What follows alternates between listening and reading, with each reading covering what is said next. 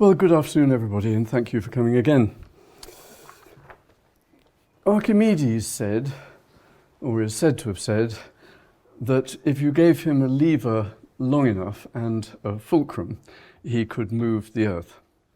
And what I'm trying to do in this set of lectures, of which this is the final one, is also to shift a very large and hitherto immovable object, which is the existing orthodoxy on the subject of male-male sexual relations in early modern Europe.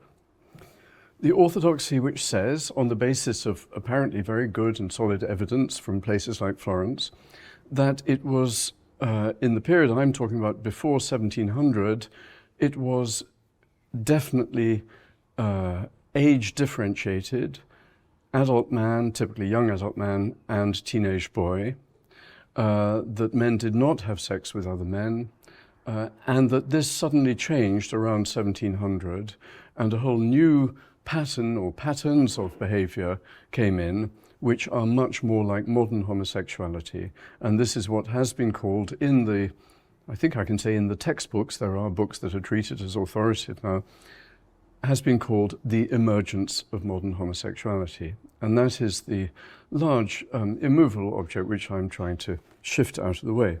The leverage that I have to use, and have particularly tried to explain in the previous lecture, the third lecture, is the essential difference between Northern Europe and Southern Europe, or the Mediterranean Europe, including the Eastern Mediterranean, the Levant, the Ottoman territories, and indeed the southern coast of the Mediterranean, the North African territories. So the Mediterranean pattern I have been distinguishing from the northern state of affairs. The pattern was dominant and very specific, and it was age differentiated in the south. It wasn't so in the north. And therefore, a lot of this argument has to fall away. There is no reason to talk about a sudden change in the north if this non-age differentiated sex that you find after 1700 is something that was also going on before 1700 in the north. Now, I think I'm the first, well, I think I know I'm the first historian to set this out properly and systematically. Of course, some of the people who worked in the past on Northern Europe have noticed that some of their material pre-1700 didn't really fit the Mediterranean pattern, but somehow that orthodoxy seemed too dominant, or they didn't want to get into trouble questioning it, or they preferred to use this delicate academic language of how, my evidence complicates the existing argument. But I think the evidence is quite strong, and it does more than complicate the existing argument. I think it knocks it down. It's a little surprising that people hadn't thought harder about some systematic north-south difference, because those who proclaimed this orthodoxy and repeated it were always saying, of course, this sudden emergence of modern homosexuality is purely a product of Northern Europe. We find it in the early 18th century in London, in Paris, in the towns of the Netherlands. And on their own admission, we don't find it in the south then, and it takes a good 200 years somehow to percolate down to the south, or somehow to emerge in a similar but belated way in the south. They've just accepted that as one of the many puzzles surrounding this sudden emergence theory. And I think it is quite striking that there's plenty of evidence from the period beyond the one I'm talking about of the southern pattern continuing in Southern Europe. We know from studies of those pederastically inclined 19th century and early 20th century Northern European artists, writers, and so on, people like Frederick Roef, Baron Corvo, who went to Venice, the German photographer von Glöden, who went to Sicily to photograph naked boys on the rocks of the coastline. We know that it was absolutely clear, a cultural fact, that there was a very different kind of sexual culture that they could go and make use of at that time. I think it is also reasonable to say that the Mediterranean pattern continued much longer than that. I will quote, just because it's actually a rather useful quotation, from an account by an Italian, I think, sociologist or anthropologist, describing Morocco in the 1980s. And I quote this in the precise words of the published English translation. There are boys between 9 and 17 who get fucked by their cousins, teachers, and neighbors, whether they like it or not necessarily by force, but by intimidation, by seduction, by making presents, or as a, inverted commas, natural right. These boys are called zamel. By the age of 15 or 16, a zamel loses his admirers, or he starts refusing advances. He becomes a proper man, i.e. he fucks boys and courts girls. So that's an account of one bit of the Mediterranean in the 1980s. Now, the transition age there is 16 to 17. In Renaissance Florence, it was 18 to 20. As we know, modern nutrition has speeded up hormonal changes. Puberty comes earlier pretty much across the world now. But if you just make that slight adjustment for age, what I read out to you is, I think, an absolutely accurate description of the situation in 15th century Florence. That is the Mediterranean pattern.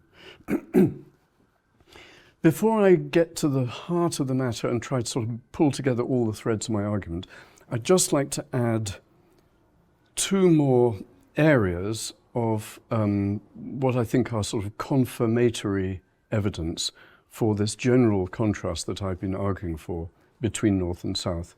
One is from the world of literature, and the other is from the history of the European colonies. On literature, I have to be very, very summary here. In my book, Forbidden Desire in Early Modern Europe, the longest chapters I have actually are on literary representations. I think the longest of all is on Northern European ones. There's also a long one on Southern European ones, and there's part of a chapter on Ottoman literature. I have to compress that now into just a few minutes, but my point is simply to sketch the way in which this forms supporting evidence for my main thesis. So if you take Southern Europe first, in the early modern period, there are certainly representations of same-sex and male same-sex behavior in literature. There are even sort of expressions of male same-sex desire in the literature. As a sort of percentage, if one could ever make such a calculation, of the total corpus of literature, it's pretty small. But when you see it, it is significant, and there is a whole sort of body of material that you can explore. 15th century poetry in Italy, and much of the best material actually is in Italy. There's much less in Spain, and that may say something about a difference in sexual culture between those two societies in this period. But in 15th century Italy, when humanists really get their act together and start not just reading difficult Latin works intelligently, but also imitating difficult Latin works, especially works of poetry, there are two poets, one in the 1420s, one in the 1480s, though they're actually from a similar generation.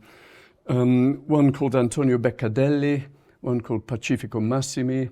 They publish absolutely scabrous poetry in Latin, in clever Latin, imitating Catullus and Martial, a bit of Juvenal as well. Beccadelli's book is called The Hermaphrodite, Hermaphroditus, and it includes scabrous sort of male-female sex as well as male-male sex in a pretty indiscriminate way. But the male-male sex is all man and boy. And broadly the same is true of Pacifico Massimi. These are accounts which fully substantiate the sort of other evidence that we get from the archives, from that great judicial archive of the tribunal in Florence that processed literally thousands of Florentine men and boys. The poems are very explicit. They talk about things like mercenary boys who are out on the streets offering sex for money. They talk about boys who want to prolong their smooth cheeks beyond the point where nature has decided otherwise, and trying to have special treatment from the barber because they want to remain passive for longer, and warning them that this is the way to the gallows, because nothing was more strongly reprobated than an adult man taking the passive role in sex. We have the comic novelle, tradition that we associate most of all with Boccaccio, but which carries on for 200 years. Again, many stories with references to men and boys. We have the wonderful Pietro Aretino, great satirical original writer, polygrapho of the 16th century. We have some pornographic works, not many, in manuscript only, of course. Well, one was actually printed, but most printed copies were obviously hoovered up and destroyed. And these, again, the male-male sex is about boys, except when it's dealing with some of the untypical cases. As I described in my first lecture, the dominant pattern may be 85-90%, but one has to remember the other 10-15% of the untypical ones. So, for example, the sodomites who have no interest in women at all and are objects of a degree of ridicule and perhaps scorn by other men because it's known that they have no interest in having sex with women at all. These can crop up in the comic stories. And then there are the carnival songs, and there's also some passionate platonic, sort of quite high-flown love poetry of men writing about some beautiful boy that they've fallen in love with. So we have a lot of confirmation there from the literature. The Ottomans even more so. As I said previously, Ottoman literature in this period is pretty much saturated with homoeroticism. Most of the love poems, when you can definitely prove the gender of the object, and sometimes it's ambiguous, but the great majority are poems about or to boys. They're not about women. The contrast with Northern European literature in this period is I think, just overwhelming. And the main Northern European cultures have been studied. It's not as if there's a mass of material out there that we haven't got round to reading yet. But in England, the most studied literature of all, well, yes, we have Christopher Marlowe, and I think he is genuinely not just representing male-male desire, but I think in his way expressing it at some key points in his oeuvre. Classic one being perhaps his account in Hero and Leander of Leander, the handsome young man swimming naked across the Hellespont, and the god Neptune rising up to play with his body in an openly erotic way. That is striking, but it's striking particularly because it is so untypical of the general body of Elizabethan literature. There's another minor poet who's become better known in recent years, Richard Barnfield, who wrote a book of poems called The Affectionate Shepherd, 1594. There, I think you also have explicit. I think he covers it up a little bit, but it's pretty undeniable, I think, that this is genuine homoeroticism. But what is there beyond that in English literature? A few references to sort of outrageous sodomites with their catamite boys in satirical literature, satires of people like John Donne, but these are so heavily modelled on Roman satire, it's very difficult to treat this as a description of social reality in the poet's own world. And even if one did, these are generally a few lines in much longer poems, and there aren't many of those much longer satires that include this element at all. If one extends the notion of literature to its broader sense, not just fiction or poetry, but the body of written material produced by this culture, in Northern Europe at this time, of course, there's a huge quantity of moralizing literature, treatises, sermons, especially theological works. What is striking when you look for representations of male-male sex in those is how rare they are. I mean, if you're a theologian going through a list of sins, mortal sins, sins of the flesh, of course at some point you will mention sodomy, but they've got almost nothing to say about it. If you read the equivalent from Southern Europe, again, not so frequent because, as I explained in the second lecture, there was a doctrine that you shouldn't talk too much about this terrible sin, but nevertheless there are people who wrote sermons on it, Bernardino of Siena in Florence. There's a lot of actualité describing what he's seen and what he knows goes on. Talking, for example, about ambitious parents pimping their sons, their teenage sons, to important men for the hope of benefit for the family. And we know from Michael Roke's study of the archival evidence that that's exactly accurate. In some cases, that is really what happened. If you look at the English sermons, and this is generally true of North European sermon literature as well, in France and the Netherlands. There's nothing like that. There are routine references to the terrible sin.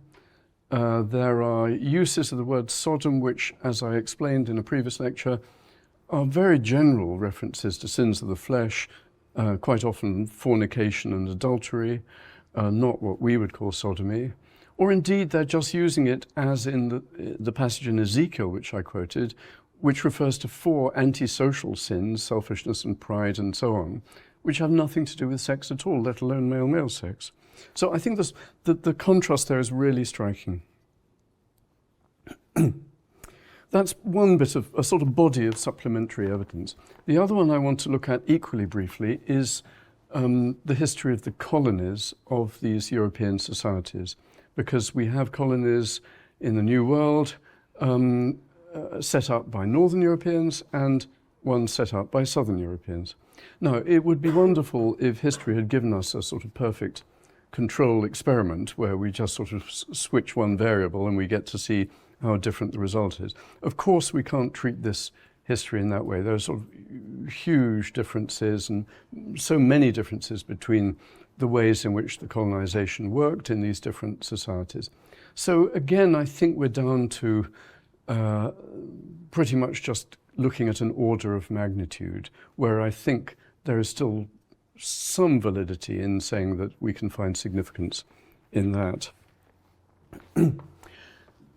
Basically, this will not surprise you, we find a lot more sodomy in the Iberian colonies than we do in the Northern European ones. Now, any skeptical historian might immediately say, well, surely, again, it just depends on how the evidence was collected. Surely they had the Inquisition in Spanish and Portuguese colonies, and there's nothing like that in British North America, so or from the start it's a false comparison. Well, of course, there's no exact equivalence in how people were denounced and prosecuted and so on. But no, the Inquisition hardly comes into it. In the Spanish territories of the New World, the Inquisition did not have any general jurisdiction over sodomy. As I said in the second lecture, in fact, only the Aragonese crown territories on the mainland of Spain had that jurisdiction for the Inquisition. So just 3 tribunals, Saragossa, Valencia and Barcelona. But in South America, Central America, they didn't. The Portuguese Inquisition did have jurisdiction, general jurisdiction, in its colonies, just as it did in Portugal itself. It was simply a projection of the Portuguese Inquisition in this period. But that also meant that it was a very weak thing institutionally. It had no permanent base in Brazil. It had occasional visitations, which lasted less than a year each and depended very much on people just volunteering information. It took a very long time for it to build up a network of the so-called familiars, who were the lay officials who assisted the Inquisition in its inquiries and helped to bring people in for questioning and prosecution. So it was a pretty weak thing even in Brazil.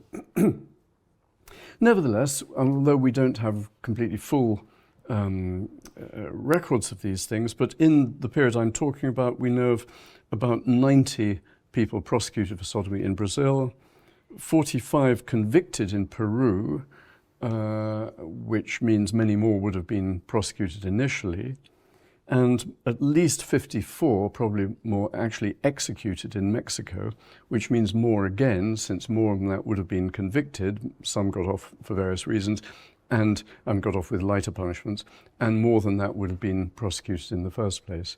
So these are significant figures, especially for the Spanish territories where there was no Inquisition rule. People who've written about this have been rather fixated on the fact that in the native societies in Central and Southern America, well, actually all the way up to the Great Plains and Dakota, there was an institution which anthropologists have come to call the berdache, which is a slightly sort of French spelling of a word I mentioned in the first lecture, bardache or bardacha or bardache, which was a word used for a catamite in early modern Europe and the Mediterranean region. But these berdashes are something very special. Anthropologists have spent years studying them as well as they can. They were boys selected in childhood, then dressed in women's clothes, brought up in a kind of cross-gender or third-gender way with a view to serving passively the sexual desires of adult men. Now, this is just one element in a more complicated social world of many of these native societies, but it means that there was presumably a little more genuine acceptance of some kinds of male-male sex among those societies. And in the Latin American colonies, obviously, what you get is the development of a very mixed sort of creolized society with the Hispanics or indeed the Portuguese at the top, but an intermingled hierarchy going down. And in that case, it's reasonable to suppose that this could have an influence, that more receptive attitudes to male-male sex among the general native population might have had an influence. I can't go into this in any detail, but the extreme case, which is very interesting, is in mid-17th century Mexico City, where the authorities discovered a whole network of people who were having house parties of like-minded sodomites and retiring towards the end of them to have sex. A large number were arrested in 1658. 14 of the men were convicted and burnt at the stake. A long list of other suspects was drawn up, about 123 people. So there was a world there which may have partly its own special local origins. But again, nothing like this in North America, partly on that score because there was nothing like that intermingled, mixed, creolized society developing in North America. But what we do see in North America is a very small number of cases of people being found or accused of guilt of being sodomites. Before 1800, there's very, very little evidence, not just in Puritan New England, but in the other colonies. From the early stage, Virginia and the Chesapeake Bay area, this is just not something that judges normally dealt with at all. From 1624 to 1723, a total of 5 men or boys are executed for sodomy in the whole of British North America. This is quite a contrast with the Iberian evidence. Now, of course, the New England Puritans are a bit of a special case. They fled from England because it was a sink of iniquity. God was going to blast it like Sodom and Gomorrah for its massive sins of all kinds. So the last thing they wanted to do when they set up their city upon a hill was to find that they were cultivating similar sins and it was all going wrong 3,000 miles later. So you can expect them to have been vigilant. And indeed, I think the evidence shows they were very vigilant, because among the very small number of cases we have over the first 150 years or so, most of them would not meet the threshold of sodomy in English law.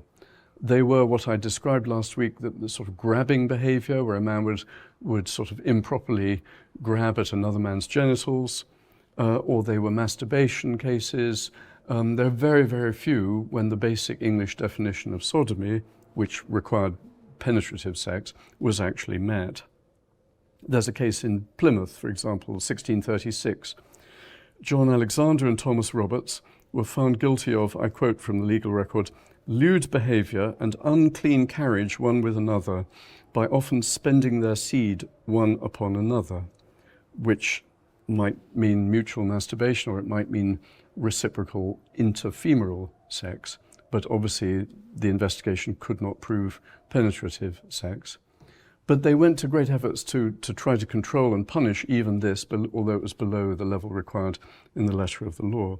And William Bradford, the great leader of Plymouth Plantation, who came over on the Mayflower, in his famous diary book, wrote in 1642 that he was worried that there were any cases at all of sodomitical sins in his community.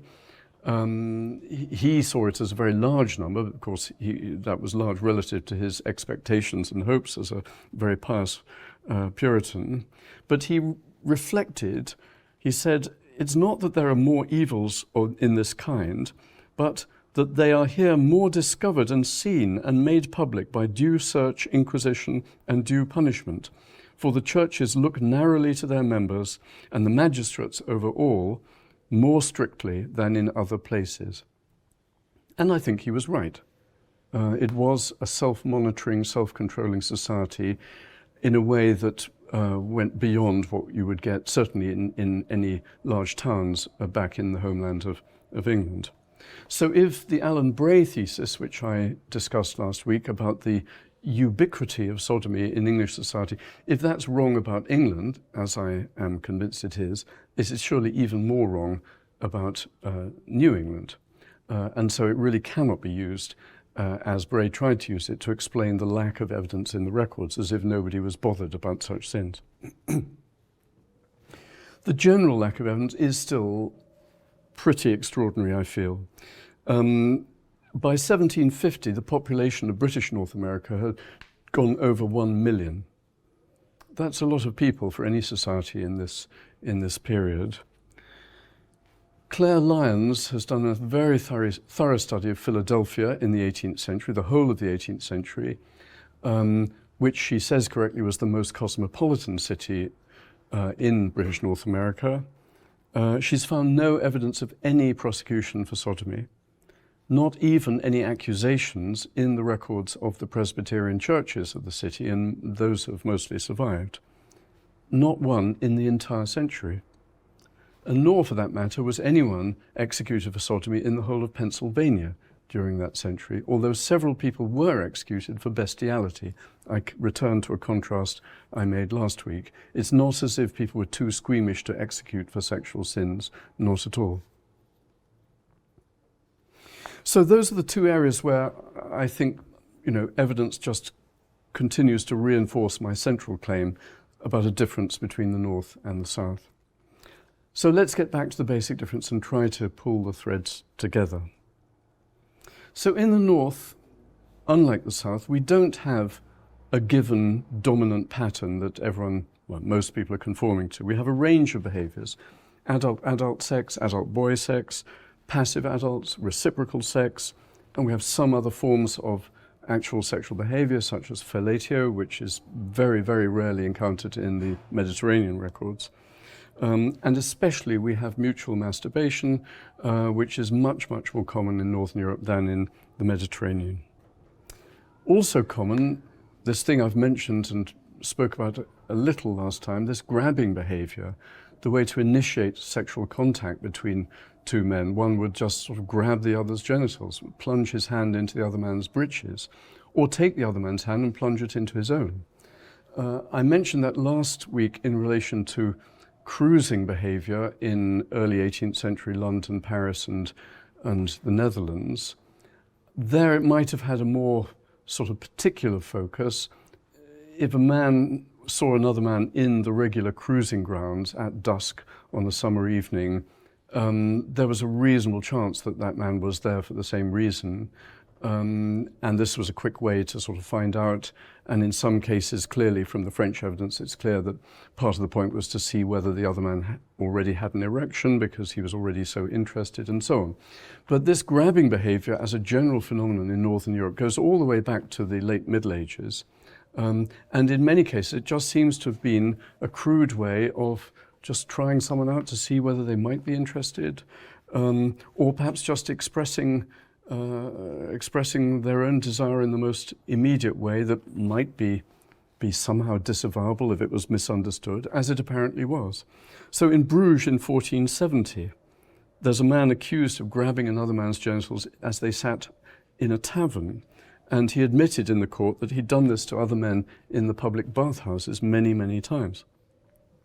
The only sodomy-related defamation case in the London Bishop's Court, you may remember I mentioned a period when there were 21,000 criminal cases, but only one actually involving sodomy and one of defamation involving sodomy. This is the defamation case.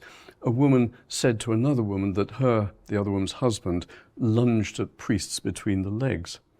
The Zurich archives have someone who was tried in 1537 for grabbing another man's genitals. He just said it was a joke.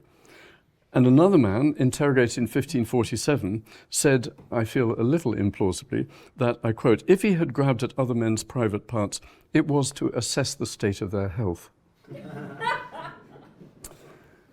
But, I could repeat examples, but you will have to take my word for it. This really is a very common phenomenon.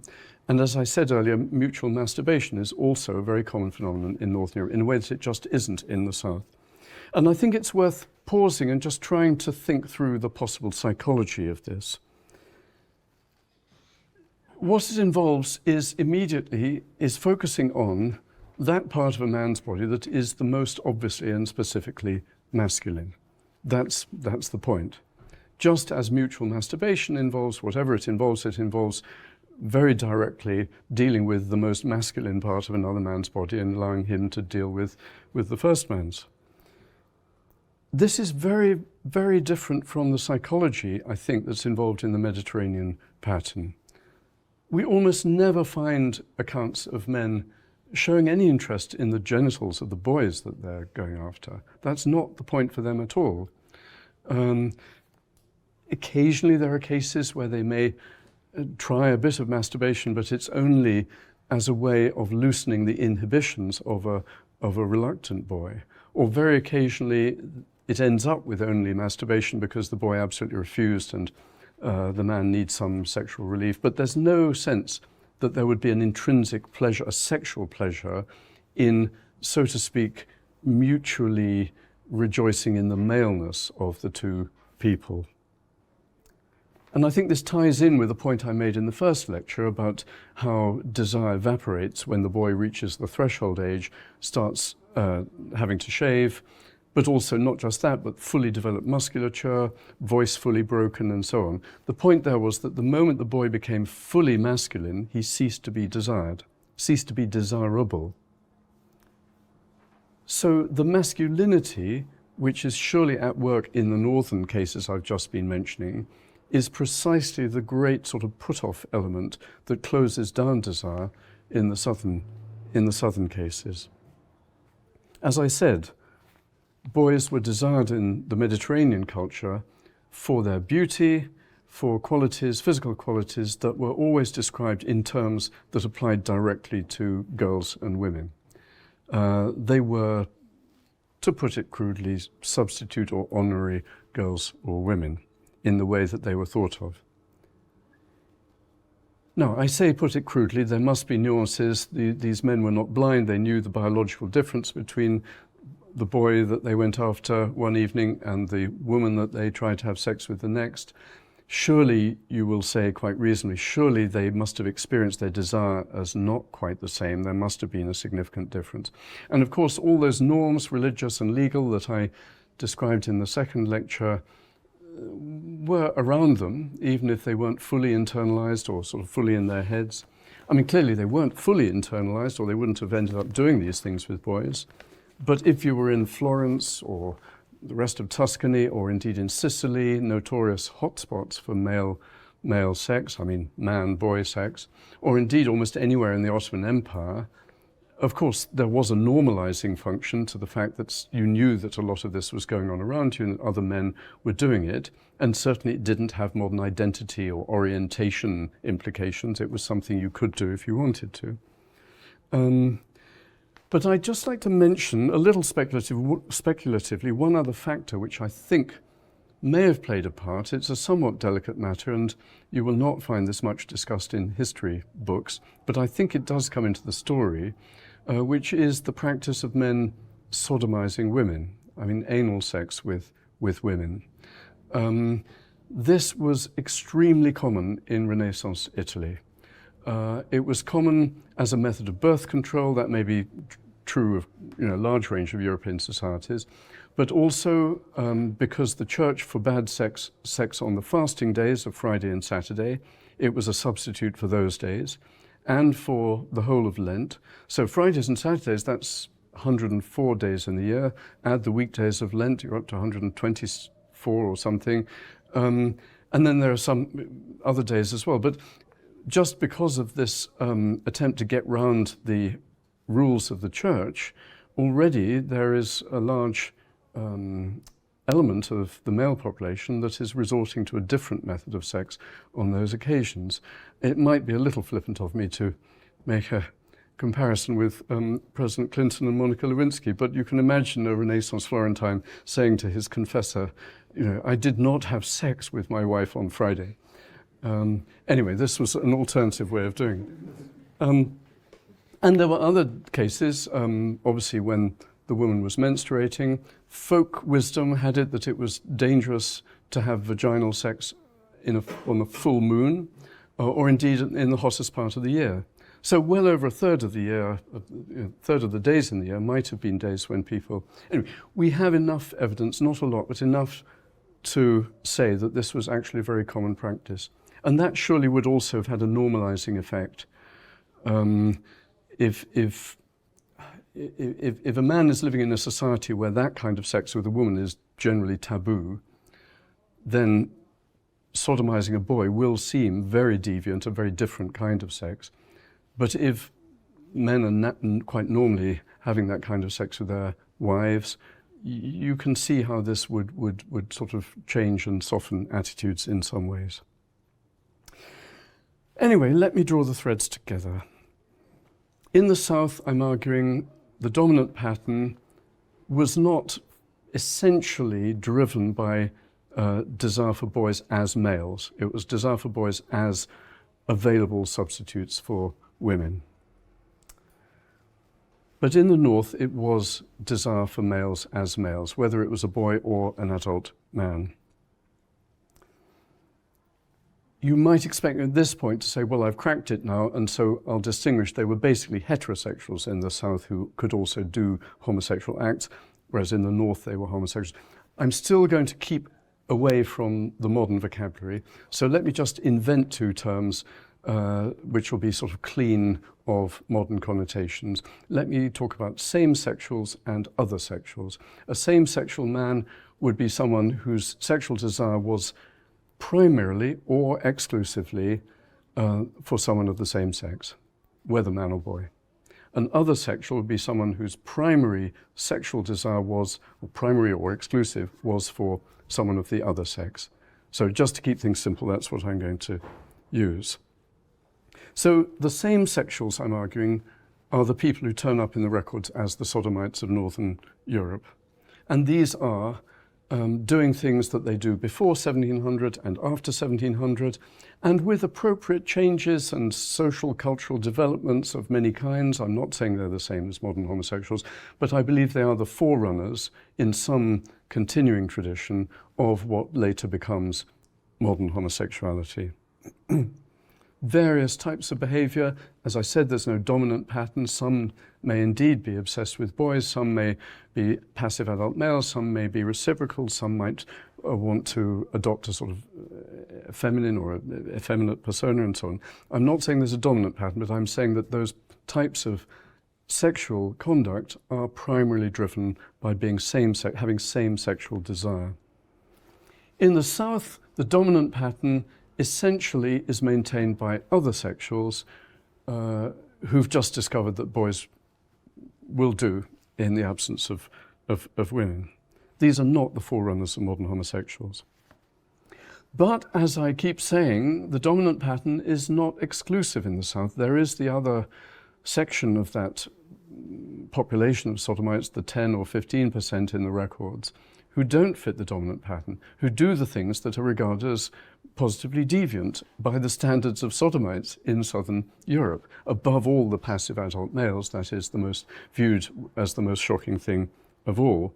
And they turn up in the records. Michael Roke's marvelous analysis of the Florentine evidence shows that.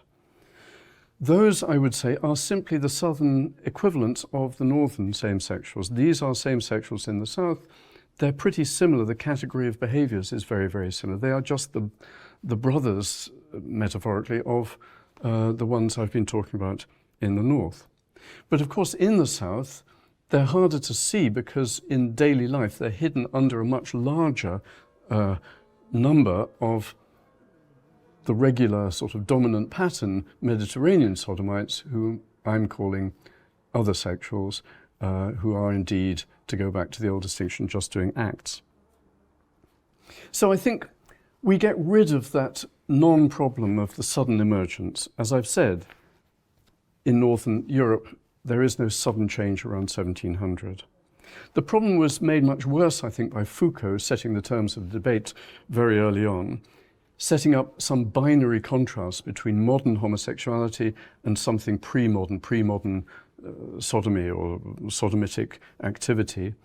A binary which led historians to search for some great turning point, some sort of moment when everything changed or when things were invented. It's just not a helpful way to direct historians in their task. And the binary that he set up was between acts in the past and identity in the modern period as a historical model. Now, it's true that his turning point between the two was in the late 19th century. Later historical work pushed it back to around 1700, but that underlying pattern of thought remained the same. There's a qualitative change that creates a sort of historical binary. And the standard view that I've been attacking as the orthodoxy, the idea that everything was like Florence, this has been challenged piecemeal here and there by various historians who've done good studies and have drawn attention to things that don't fit it, particularly to people in that 10 to 15% in the South. And so, well, look, here are counterexamples. How do you account for those? But their arguments have not prevailed, and in a way it's reasonable that they haven't if they were arguing generally about the South, because they were dealing with the minor exceptional cases there. And none of them tackled the larger issue of the whole of Europe, which I think will only be sorted out when one fully takes account of this North-South divide. Also, Foucault set up the expectation that identity was the hallmark of the modern kind, and that so the only kind of identity that we must look for as historians is the modern kind of identity. So he set historians off on a wild goose chase, going back centuries in the past, looking for something that would closely resemble the 20th century homosexual that he was familiar with and that he described. You know, his sort of basic formula. Sodomitical acts were what the old sodomites did. Homosexuality is what the modern homosexual sort of is as his identity.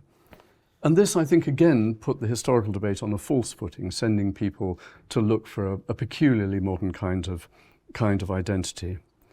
Instead, they should have been looking for earlier sort of proto-identities, sometimes quite limited ones, but they exist. There's plenty of evidence. Many of the orthodox historians have said, well, you'd never find, it's inconceivable that an early modern person would describe himself as a sodomite in an identity sense. It's simply not true. Some did. Pietro Aretino, the writer that I mentioned, wrote a marvelous poem in his early 30s after he'd moved to Venice. To his great surprise, he fell in love with, or perhaps was seduced by, a beautiful Venetian woman. And he wrote and published a poem celebrating this fact, in which he said, this is extraordinary. I was born a sodomite, and I've lived all my life up until now, and then suddenly I've been converted to the pleasures of sex with women. And he concludes, this is a miracle greater than any performed by St. Francis of Assisi. So I think changing the argument in this way shifts the burden of explanation. Same sexuals, as I call them, existed in Northern Europe and Southern Europe. The anomaly is the Mediterranean pattern with these other sexuals making use of boys. Are there any particular reasons then why that should have happened and stayed on for centuries in Southern Europe? Well, these are big questions and really sort of go a bit beyond my brief as an early modern historian, but I offer two large-scale arguments. One is the one that occurs to many people when they look at this age-differentiated system, which is, isn't that a bit like ancient Greece? And the answer is yes, it is a bit like ancient Greece. It's fundamentally like ancient Greece with the strictness of the age differentiation and the criterion of facial hair being the thing that dictates the point at which a desirable boy ceases to be desirable. Much of that can be traced back, and there's sort of vocabulary for it in ancient Greece. But if you look in more detail at the phenomenon in ancient Greek societies, and I strongly recommend a book, a fairly recent book by James Davidson called The Greeks and Greek Love, which really completely takes over from the old classic Kenneth Dover's book, Greek Homosexuality, which is now rather sort of passé. But Davidson goes through the different societies, Athens, Sparta. There are complex systems of socialization going on, the sort of induction, mentoring of a youth, a male youth, particularly in the ruling classes, into their adult role, and the mentor, in some cases, apparently can have a sexual relationship with the boy. There's a lot going on there that has no replica in what I've been looking at. In Rome, ancient Rome, things were a lot simpler. There wasn't that sort of system of elaborate social codes. There was one basic social code. Men went after boys, but they were not allowed to go after boys that were free-born. That was a social taboo, and that was enforced. But again, there's a good modern book called Roman Homosexuality by Craig Williams. I quote, "Just as in the Greek textual tradition, the arrival of a beard often appears in Roman texts as a distinct signifier. At this point, a boy is no longer a boy but a man, and thus no longer generally desirable to other men." So the question is, did this survive? Is there continuity from this ancient world in the Mediterranean up until the Middle Ages? I'm not a medievalist or a Byzantinist. I've looked and I've found enough of a sort of little trail of small pieces of evidence that will take you all the way through those centuries. Some Byzantine, where this pattern clearly continued, references in the sort of rule books of monasteries in the early Christian period, the Desert Fathers and so on, some satirical poetry. I think there's enough cultural evidence to suggest that this is a perfectly possible line of continuity, but it would be for others to try to flesh that out properly. The other structural or sort of large-scale explanation of why this continued in the Mediterranean region is to do with marriage patterns. Well, I say explanation, but of course the marriage pattern itself may be just another side of the same coin of something different at a deep level about social life in Mediterranean societies, which is the thing to be explained. But at least I can correlate what I've been talking about, where the Mediterranean is concerned, with a body of pretty good modern historical literature. It goes back to 1965 when a brilliant British-Hungarian or Hungarian-born demographer and statistician called John Heinal published a study arguing that there were two fundamentally different marriage patterns in the history of Europe, the Mediterranean or southern one and the Northwest European one. And immediately you look at his argument and it maps very closely onto what the distinctions I've been making. And since Heinal, there have been many studies of particular places which have broadly confirmed this. So there are studies of southern France, Tuscany, Malta, East Sicily from the 17th century to the early 19th. The marriage age for women, 18 to 20. Marriage age for men, 25 to 29. So quite a big difference, 7 to 11 years. These are the sort of averages. But when you go back to the Renaissance, in many cases, the gap is larger. In Renaissance Florence, typical age for a girl to get married was about 17. Typical age for a man, 30. This is a mercantile society, merchants, artisans. They wanted the young man to be financially self-sustaining by the time he married, so there was a long wait. But it was also a society, like most societies, particularly in the Mediterranean, that had a very protective view of its womenfolk. To put it crudely, the syndrome of lock up your daughters, followed by lock up your wives. Daughters were married off as soon as possible after puberty, and then they were very much contained within the household of a husband who, as I've just said, could be 13 years older, sometimes more. Muslim societies, we lack the sort of detailed demographic analysis that would enable us to give proper age differentials for this period, but it seems broadly the same. And one thing at least is sure, the lock up your womenfolk mentality was embodied in law and in moral treatises and legal rulings such as fatwas. And this, to some extent, one can easily see to this day. Northern Europe was different. Didn't have a 7 to 11 year gap. It didn't have a 13-year gap. In 17th century England, median age for the man was about 25, for the woman was 23.5 to 24.